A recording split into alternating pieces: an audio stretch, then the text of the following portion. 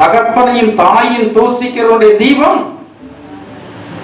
காரினுள்ளே அணைந்து போகும்.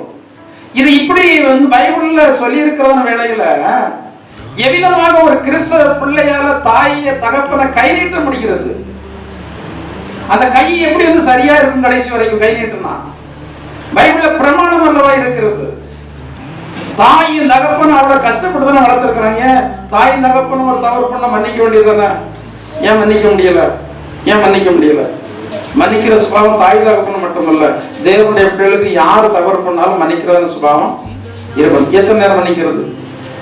சில சொல்லுவோம் அல்லவா, எத்தனை நேரம் அப்படி நினைக்கிறீங்களா? எத்தனை நேரம் மன்னிக்கணும்? எத்தனை நேரம் மன்னிக்கணும்?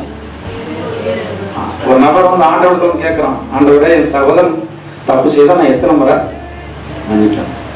எத்தனை முறையா? 770